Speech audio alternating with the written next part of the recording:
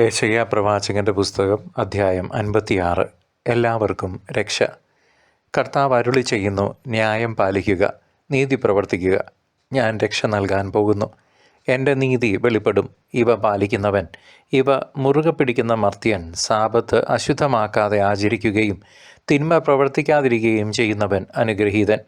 കർത്താവ് തൻ്റെ ജനത്തിൽ നിന്ന് എന്നെ തീർച്ചയായും അകറ്റി നിർത്തും എന്ന് അവിടുത്തോട് ചേർന്ന് നിൽക്കുന്ന പരദേശിയോ, ഞാൻ വെറുമൊരു ഉണക്ക വൃക്ഷമാണെന്ന് ഷണ്ടനോ പറയാതിരിക്കട്ടെ. കർത്താവ് അരുളി ചെയ്യുന്നു, എൻ്റെ സാബത്ത് ആചരിക്കുകയും എൻ്റെ ഹിതം അനുവർത്തിക്കുകയും എൻ്റെ ഉടമ്പടിയോട് വിശ്വസ്തത പുലർത്തുകയും ചെയ്യുന്ന ഷണ്ടന്മാർക്ക് ഞാൻ എൻ്റെ ആലയത്തിൽ മതിലുകൾക്കുള്ളിൽ പുത്രന്മാരെക്കാൾ ശ്രേഷ്ഠമായ ഒരു സ്മാരകവും നാമവും നൽകും. ഒരിക്കലും തുടച്ചു മാറ്റപ്പെടാത്ത ശാശ്വത നാമമായിരിക്കും അത്. എന്നെ സേവിക്കാനും എൻ്റെ നാമത്തെ സ്നേഹിക്കാനും എൻ്റെ ദാസരായിരിക്കാനും എന്നോട് ചേർന്ന് നിൽക്കുകയും സാബത്ത് അശുദ്ധമാക്കാതെ ആചരിക്കുകയും എൻ്റെ ഉടമ്പടിയോട് വിശ്വസ്തത പുലർത്തുകയും ചെയ്യുന്ന പരദേശികളെയും ഞാൻ എൻ്റെ വിശുദ്ധഗിരിയിലേക്ക് കൊണ്ടുപോകും. എൻ്റെ പ്രാർത്ഥനാലയത്തിൽ അവർക്ക് സന്തോഷം നൽകും. അവരുടെ ദഹന ബലികളും മറ്റു ബലികളും എൻ്റെ ബലിപീഠത്തിൽ സ്വീകാര്യമായിരിക്കും. എൻ്റെ ആലയം എല്ലാ ജനതകൾക്കുമുള്ള പ്രാർത്ഥനാലയമാണ് എന്നറിയപ്പെടും. ഇസ്രായേലിൽ നിന്ന് പുറംതള്ളപ്പെട്ടവരെ തിരുണ്ടുവരുന്ന ദൈവമായ കർത്താവ് അരുളി ചെയ്യുന്നു, ഇതുവരെ ശേഖരിച്ചത് കൂടാതെ ബാക്കിയുള്ളവരെയും ഞാൻ ശേഖരിക്കും. നേതാക്കന്മാർക്കും താക്കീത്. വയലിലെ മൃഗങ്ങളെ, വന്യമൃഗങ്ങളെ വന്ന് ഭക്ഷിക്കുവിൻ. എൻ്റെ ജനത്തിൻ്റെ കാവൽക്കാർ അന്ധരാണ്, അവർ ഒന്നും അറിയുന്നില്ല. അവർ മൂകരായ നായ്ക്കളാണ്, അവർക്ക് കുരയ്ക്കാനാവില്ല. അവർ കിടന്ന് സ്വപ്നം കാണുന്നു, നിദ്ര പ്രിയരാണവർ. ആർത്തി പിടിച്ച നായ്ക്കളാണവർ, അവർക്ക് തൃപ്തി വരില്ല. ഇടയന്മാരും ഒന്നും അറിയുന്നില്ല. സ്വാർത്ഥ ലാഭത്തിനു വേണ്ടി അവർ സ്വന്തം വഴി നോക്കുന്നു. അവർ പറയുന്നു, വരൂ, പോയി വീഞ്ഞു കൊണ്ടുവരാം, നമുക്ക് ലഹരി പാനീയങ്ങൾ നിറയെ കുടിക്കാം, നാളെയും അളവില്ലാതെ കുടിക്കാം. പ്രിയ ദൈവജനമേ, ബാബിലോണിയൻ പ്രവാസത്തിന് ശേഷമുള്ള കാലഘട്ടത്തിൽ തകർന്നടിഞ്ഞ മനസ്സുമായി ജെറുസലേമിലേക്ക് മടങ്ങിയെത്തിയ ഇസ്രായേൽ ജനത്തോടാണ് പ്രവാചകൻ ഈ 56-ാം അധ്യായത്തിലൂടെ സംസാരിക്കുന്നത്. രാഷ്ട്രീയമായും സാമൂഹികമായും തകർന്നുപോയ ആ സമൂഹത്തിന് നീതിയും ധർമ്മവും പാലിക്കാനുള്ള വലിയൊരു ആഹ്വാനമാണ് പിതാവായ ദൈവം ഇവിടെ നൽകുന്നത്. പ്രവാസത്തിൻ്റെ കൈപ്പേറിയ അനുഭവങ്ങൾക്കിടയിലും ദൈവത്തിൻ്റെ രക്ഷാകരമായ ഇടപെടൽ ഉടനെ ഉണ്ടാകും എന്ന പ്രത്യാശയാണ് ഈ വചനഭാഗത്തിൻ്റെ കാതൽ. കേവലം ഇസ്രായേൽക്കാർക്ക് മാത്രമല്ല, അന്യജാതിക്കാർക്കും ഷണ്ടന്മാർക്കും പോലും ദേവാലയത്തിൽ ഇടമുണ്ടെന്ന് പ്രഖ്യാപിക്കുന്നതിലൂടെ രക്ഷയുടെ സാർവത്രികത ഇവിടെ വെളിപ്പെടുന്നു. തൻ്റെ ജനത്തിൻ്റെ കഷ്ടപ്പാടുകൾ തിരിച്ചറിഞ്ഞ് അവരെ ആശ്വസിപ്പിക്കാൻ ദൈവം തിരഞ്ഞെടുത്ത ഈ പ്രവാചകൻ അത്യന്തം വിവേകത്തോടെയാണ് ഈ സന്ദേശം കൈമാറുന്നതും. പഴയ നിയമത്തിലെ കർശനമായ നിയമങ്ങളെ സ്നേഹത്തിൻ്റെ പുതിയ ഭാഷ്യത്തിലേക്ക് പ്രവാചകൻ ഇവിടെ വഴിതിരിച്ചു വിടുന്നുണ്ട്. ദൈവത്തിൻ്റെ കാരുണ്യം സകല മനുഷ്യരിലേക്കും ഒഴുകുന്ന ഒരു പുതിയ കാലത്തെക്കുറിച്ച് ഏശയ്യാ പ്രവാചകൻ ഇതിലൂടെ നമ്മെ ഓർമ്മിപ്പിക്കുന്നു.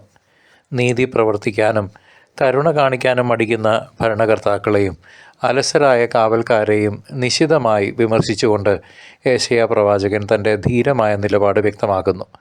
ദൈവജനത്തെ നടത്തേണ്ടവർ സ്വന്തം ലാഭത്തിനായി മാത്രം ജീവിക്കുമ്പോൾ അവർ അന്ധരായ കാവൽക്കാരെ പോലെയാണെന്ന് പ്രവാചകൻ വിളിച്ചു പറയുന്നു. പാപത്തിനും അനീതിക്കുമെതിരെ ദൈവത്തിൻ്റെ ന്യായവിധി ഉടനെ ഉണ്ടാകുമെന്ന മുന്നറിയിപ്പ് ഈ വചനഭാഗത്ത് നിഴലിക്കുന്നുണ്ട്. എന്നാൽ അതേസമയം തന്നെ ദൈവത്തോട് ചേർന്ന് നിൽക്കുന്ന എളിയവർക്ക് അവിടുന്ന് നൽകുന്ന വലിയ വാഗ്ദാനങ്ങളും ഈ അധ്യായത്തിൽ നിറഞ്ഞു നിൽക്കുന്നു. തൻ്റെ കർത്തവ്യത്തിൽ തെല്ലും വിട്ടുവീഴ്ച ചെയ്യാത്ത ഏശയ്യാ പ്രവാചകൻ ദൈവത്തിൻ്റെ വിശുദ്ധി ഒട്ടും കുറയാതെ ജനത്തിന് മുന്നിൽ അവതരിപ്പിക്കുന്നു. മടുപ്പും നിരാശയും ബാധിച്ച ജനത്തോട് ദൈവത്തിൻ്റെ രക്ഷാകരമായ കൃപയെക്കുറിച്ച് സംസാരിക്കുമ്പോൾ പ്രവാചകൻ്റെ ഉള്ളിലെ ആത്മീയശക്തി പ്രകടമാകുന്നുണ്ട്. വിശ്വസ്തയോടെ ദൈവകൽപ്പനകൾ പാലിക്കുന്നവർക്ക് അവിടുന്ന് ഒരു പുതിയ പേരും ശാശ്വതമായ ഓർമ്മയും നൽകുമെന്ന് ഏശയ്യാ പ്രവാചകൻ ഉറപ്പു നൽകുന്നു. ഇന്നത്തെ ആധുനിക കാലഘട്ടത്തിലും ഏശയ്യാ പ്രവാചകൻ്റെ വാക്കുകൾ നമുക്ക് വലിയൊരു പാഠപുസ്തകമായി നിലകൊള്ളുന്നു. ജാതിയുടെയോ മതത്തിൻ്റെയോ പദവിയുടെയോ ഒക്കെ പേരിൽ ആരെയും മാറ്റി നിർത്തരുത് എന്ന വലിയ സത്യം ഈ അധ്യായം നമ്മെ ഓരോരുത്തരെയും ഓർമ്മിപ്പിക്കുന്നു. ദേവാലയം സകല ജനതകൾക്കും വേണ്ടിയുള്ള പ്രാർത്ഥനാലയമായിരിക്കണം എന്ന വചനം ഇന്നും നമ്മുടെ ഇടയിൽ വളരെ പ്രസക്തമാണ്. നമ്മൾ ചെയ്യുന്ന ഓരോ പ്രവൃത്തിയിലും ദൈവഹിതം കണ്ടെത്താനും നീതിയുടെ പാതയിൽ സഞ്ചരിക്കാനും വിശ്വാസികളായ നമുക്ക് ബാധ്യതയുണ്ട്. ആത്മീയ കാര്യങ്ങളിൽ ഉറക്കം തൂങ്ങുന്ന കാവൽക്കാരെ പോലെ ആകാതെ എപ്പോഴും ജാഗ്രതയോടെ ദൈവവചനത്തിൽ വേരൂന്നി ജീവിക്കാൻ നമുക്ക് സാധിക്കണം. ലോകം സ്വാർത്ഥതയിലേക്ക് ചുരുങ്ങുമ്പോൾ മറ്റുള്ളവർക്ക് വേണ്ടി വാതിൽ തുറന്നിടുന്ന സ്നേഹമായി മാറാൻ ക്രിസ്തു ശിഷ്യർക്ക് നിങ്ങൾക്കും എനിക്കും കടമയുണ്ട്. കർത്താവിൻ്റെ വരാനിരിക്കുന്ന മഹത്വത്തിനായി ഒരുങ്ങുന്ന ഓരോ വിശ്വാസിയും തൻ്റെ ജീവിത വിശുദ്ധി കാത്തു സൂക്ഷിക്കേണ്ടത് അത്യാവശ്യമാണ്. മിശിഹായുടെ രണ്ടാം വരവിനായി കാത്തിരിക്കുന്ന നമ്മൾ ഓരോരുത്തർക്കും പ്രത്യാശയുടെയും ഒരുക്കത്തിൻ്റെയും വലിയ സന്ദേശമാണ് യെശയ്യാ പ്രവാചകൻ പകർന്നു നൽകുന്നത്.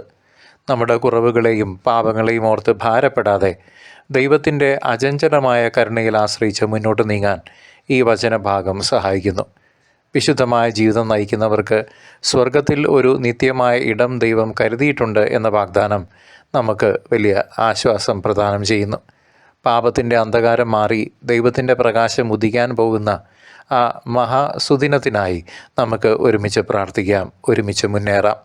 കർത്താവിൻ്റെ സന്നിധിയിൽ അന്യരായ ആരുമില്ലെന്നും എല്ലാവരും അവിടുത്തെ മക്കളാണ് എന്നുമുള്ള ബോധ്യം നമ്മെ കൂടുതൽ വിനയമുള്ളവരാക്കി തീർക്കട്ടെ.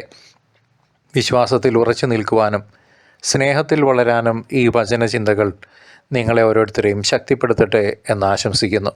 സർവശക്തനായ ദൈവം നിങ്ങളുടെ ജീവിതയാത്രയിൽ എന്നും കൂട്ടായിരിക്കുകയും അവിടുത്തെ സമാധാനം നിങ്ങളുടെ ഹൃദയങ്ങളിൽ മനസ്സുകളിൽ നിറയ്ക്കുകയും ചെയ്യട്ടെ. സർവശക്തനായ ദൈവം നിങ്ങളെയും നിങ്ങളുടെ കുടുംബാംഗങ്ങളെയും നിങ്ങളുടെ ജീവിത സാഹചര്യങ്ങളെയും തൻ്റെ തിരുക്കുമാരൻ്റെ തിരുരക്തത്താൽ കഴുകി വിശുദ്ധീകരിച്ച് പരിശുദ്ധാത്മാഭിഷേകത്താൽ നിറയ്ക്കട്ടെ, ഇപ്പോഴും എപ്പോഴും എന്നേക്കും. ആമേൻ.